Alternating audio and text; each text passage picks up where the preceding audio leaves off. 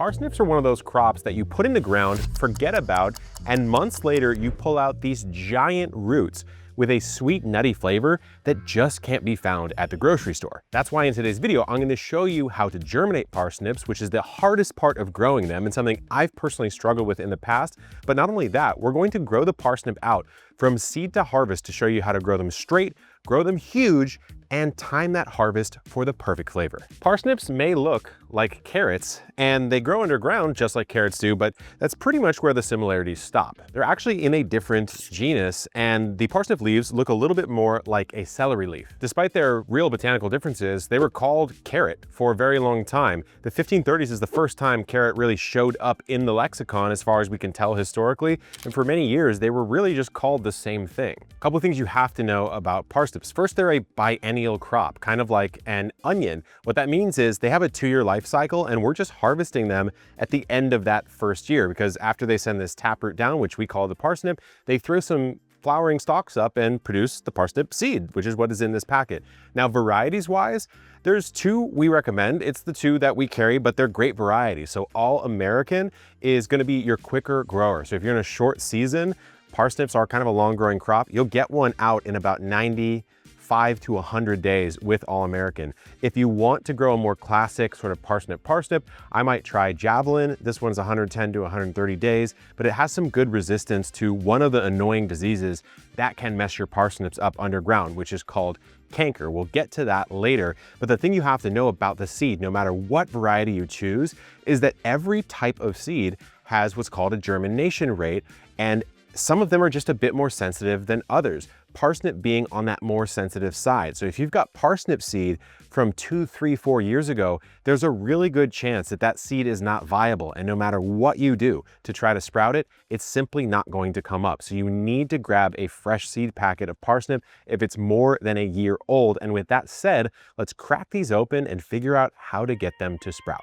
So the guaranteed method is to take paper towels. I have these that kind of fold over really nicely. I've got 2 varieties, so I have 2 sheets of paper towel. I'm gonna hit it with a little water. So we're just misting it up. And then we're gonna do a pretty classic germination technique for hard to germ seeds, which is just paper towel chitting, as they call it. I don't like the word, but sometimes we use that word in the garden. So we'll put Javelin over here, and really quickly, take a look at the seed. It is nowhere near looking like some other seeds out there that grow root crops, right? So you can see why it might be a little bit more of a sensitive seed, because it looks kind of delicate and frail. So what we're gonna do here is just plop these down on the paper towel. You don't need to be too precious about how you sprinkle them out, because we're gonna separate them once they germinate.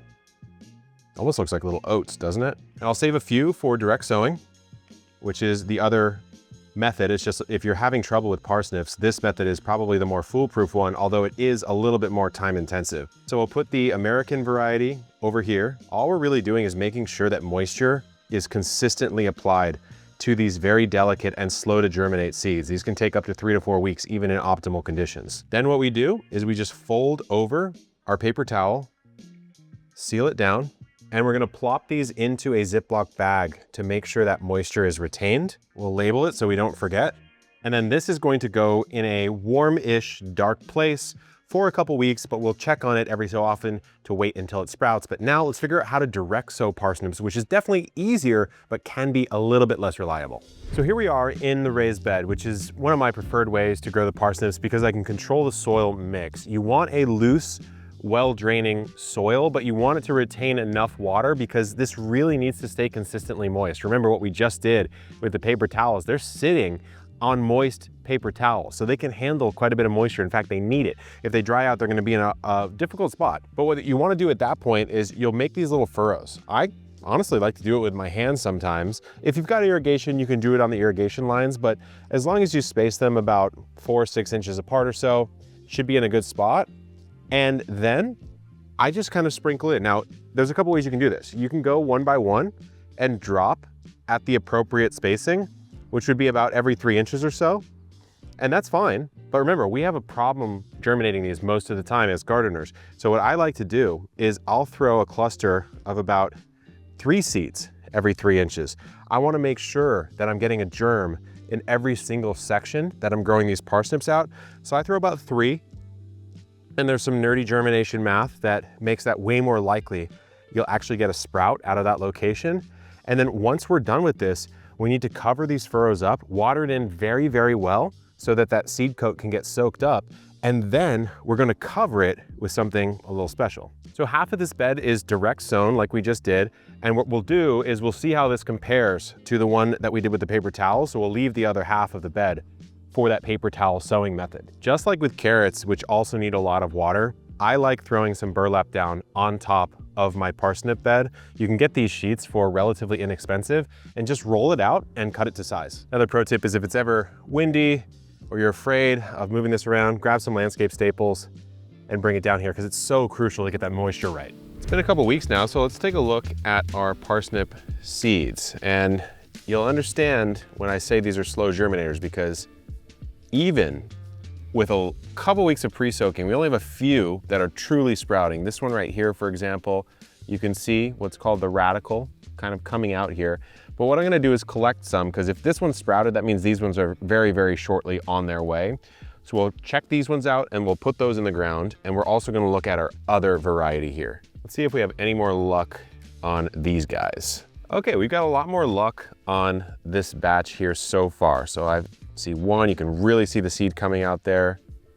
Here's another, actually so much so that it started to grow into the napkin, which means it definitely needs to transplant. All I'm really trying to do is get these parsnips in the ground. So I'm gonna clear this out. Since we already have a root, I'm gonna try to orient that root downwards and just gently cover up the parsnip seed. And I'll go down the line here. So this is a way to guarantee germ. I know that these germed, I can see it. So I'm not as paranoid about having a failure at what I would call the most important stage of parsnips growth. So now it's really just about making sure that these stay nice and moist until they get up, because that taproot needs to go down, the shoots need to start coming up, they'll settle in, they'll really adhere themselves to the soil, and we'll be in a really good spot for the next phase. So we have germination, finally, on our parsnips. We need to celebrate that. We have some larger ones like this guy here, a couple of these over here. And then as germination is quite difficult for parsnips, what we've done is we've gone through and resown in areas that were a little bit more patchy. So you can see some fresh ones coming up here and down this section, which didn't get as much water as we would have hoped. That's really the key at this point, is give it enough water, cover it up. We actually had it with the burlap and that helped out quite a bit. And over here, we're starting to see more germs. So at this point, it really is manage your germination, make sure you get them sprouting, and then just keep them growing healthily until you start to see some level of root development. I'm kind of curious what I'm seeing here. If I look very closely, I actually do see a little bit of a taproot forming, but I'm not gonna show you yet. We'll check in a little bit once we have more size and this bed is a bit more full. We're back and I'm proud to say we've got a parsnip bed on our hands, guys. One of the most challenging root crops for some reason for me to grow here in Southern California Zone 10B. I know, I've spent some time in the UK. You're probably chortling at me over a cup of 6-pence tea, whatever you drink, but it's just harder to grow here in America for some reason, but I'm very happy. So we've got some good foliage up top. If I was to dig down and take a look at the sort of shoulders or the tops of the parsnip, let me take a look and see if I've got something going on here. I do. This is kind of a cute parsnip, I would say, maybe about, I don't know, 3/4 of an inch in diameter, which to me means I haven't reached peak size yet, but I'm gonna keep an eye on the foliage development here. Like for example, I still see the crown, which is where all that new growth is emanating from, putting out some new leaves here, and I don't see these looking too unhealthy, which to me means I'm gonna keep letting these size up a little bit more. Hopefully I can get a parsnip with about 1.5 to 2 inch diameter, get that nice pull. The day has come, the parsnip bed looks amazing. I'm so excited to harvest it. Could I let these keep going a little bit more? I probably could, but as I dug down onto my favorite little parsnip right here, I see I've got some good diameter on the top of the parsnip. It's about 1.5 inches or so. So I'm gonna give it a harvest and we'll talk about how to properly process these and store them. So what we'll do is use the same tip for parsnips that we will for carrots, which is you actually push it down slightly and then pull it straight up. Oh my God. That is a great first pull, guys. Look at the size of this parsnip. I'm thinking we're at 1 foot long right here. This is a very quality parsnip, a great first pull, and makes me very optimistic about the rest of the bed. Look at these parsnips. Wow.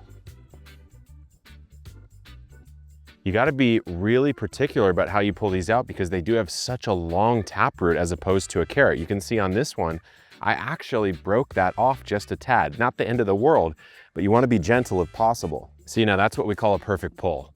Look at that. I've got the very tail end of the parsnip there. The way I did that is by taking both hands and really jamming that down and then pulling it up.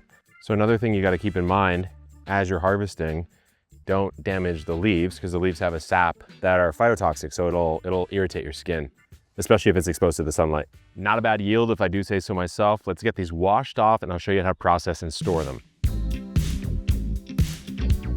Okay, like I said, pretty good harvest, guys. And the only thing I want to say is these smaller ones actually still quite usable, but the only reason they're smaller is because we re-sowed just to make sure we had enough in the bed. These would have sized up. I just wanted to pull them all at the same time. So for storage, easiest way, I think, to process is just to grab a knife and give them a chop right near the base, just like that, and make your way through.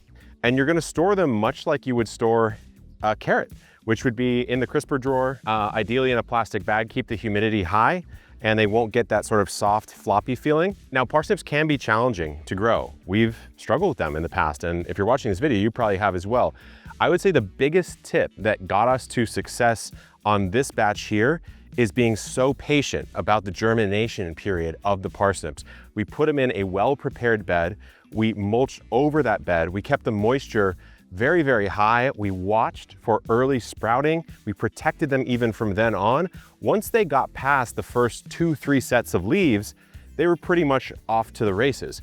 But getting them there is actually even more annoying than a carrot, which is a surprisingly difficult crop for a lot of beginners to grow as well. And if you do struggle with carrots, check this video out right here that teaches you exactly what to know before you plant those out.